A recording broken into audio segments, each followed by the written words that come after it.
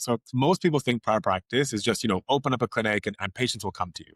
From your experience, what is the biggest misconception that doctors have about private work in the UK? Yeah, I believe from my experience that we all thought that private is attractive and is easy to get patients because of the stress and the on the NHS, and people are eager to find a way. But actually, it's not that easy.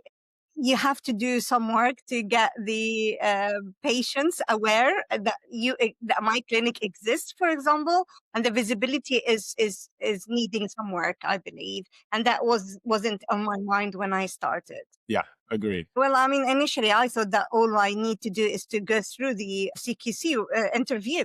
And once I get the license, I just put it on the website and I go viral, and lots of people will, start coming to my practice. But I had the license a few months ago, and I just found that a lot of work need to be done, optimizing the website, advertising for myself, identifying exactly where the needs are and how to approach patients and get them to be willing and see the benefit of joining my private practice. Yeah, agreed, agreed. And also something that I like, you obviously have a YouTube channel as well. Many consultants I feel like are uncomfortable about putting themselves online. What helped you overcome the hesitation? I think I started the website well before, the YouTube channels and the other social media platforms, well before I started my medical private clinic, because I'm interested in parenting and I wanted to deliver a message about, because I was a pediatrician before I became a GP. And during my pediatric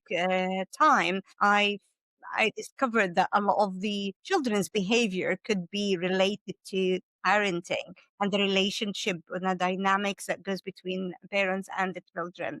And that's when I started the YouTube. And I think that has helped to break the fear and the uncomfortable feeling going on social media. Yeah, 100%. And out of interest, do you think being camera confident is becoming like a clinical advantage for you in private practice? I believe so. Because the whole world now is moving towards connection. I believe that now having AI, the human connection needs to be optimized, because I like to talk to people and they would want to hear from a human being rather than just listening to an AI tool. Coming on a social media, talking to patients, expressing ourselves and what we could offer and what we are, that builds more trust with the patient. So I think we all have to be friends with the social media. Yeah, 100%.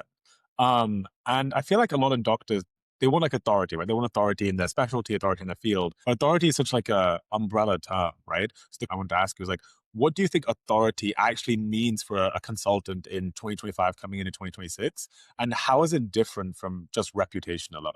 Responsibility towards patients, I would say, being more caring and patient centered, and not just delivering what we believe is correct for the patient. We have to come to a joint decision on what is good for the patient, what they be compliant with, because that increases the compliance. So we cannot ignore that patients now are more exposed to knowledge and information that they get from AI or from the internet or wherever. We have to be open and take more responsibility of explaining and exploring the patient's ideas and what they be committed or able to agree to. Yeah, agreed, 100%. And obviously, a lot of people who follow me, they're in that transition period between like NHS to private work. What was the hardest psychological shift for you when moving from NHS pathways to self-pay patient pathways? Well, I mean, the need is there that pushed me to think about it, because I'm a GP. I saw how difficult it is for me to meet the expectations of our patients, and the pressure is so high on the NHS.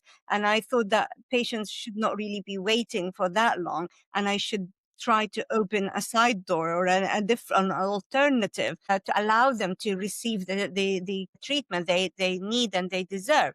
So that kind of psychological shift was easier because I can see the benefit for the patient. But I have to admit that I still sometimes it feels a little bit, scary to think that I'm gonna to be, all private and not be part of the big organization like the NHS. But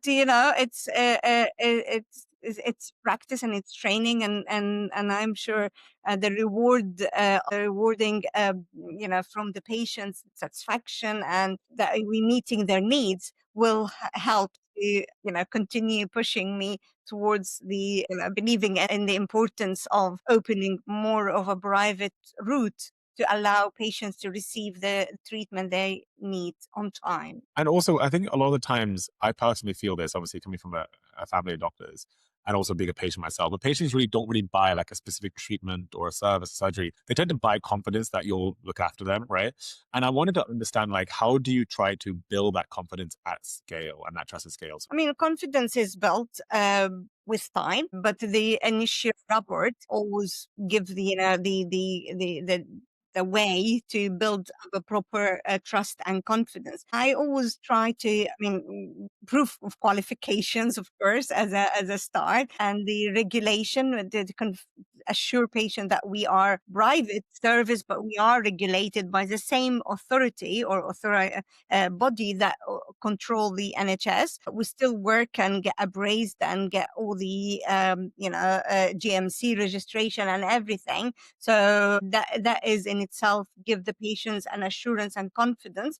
And then the way you handle the patient, the way you carry the consultation, the way you show that you care for the patient, you listen to them, you understand where they're coming from, because sometimes patients in NHS, they usually complain, my doctor doesn't have time to listen to me, that no one is trusting what I say, they all dismiss my concerns.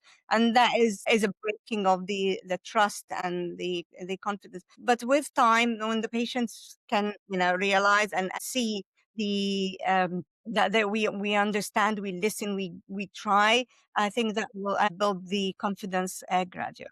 And I think, yeah, I think that building confidence at scale is, I think, now what a lot of consultants have to do if they want to be able to, I guess, build their private practice successfully. And obviously, like, there are so many like competent clinicians and consultants out there.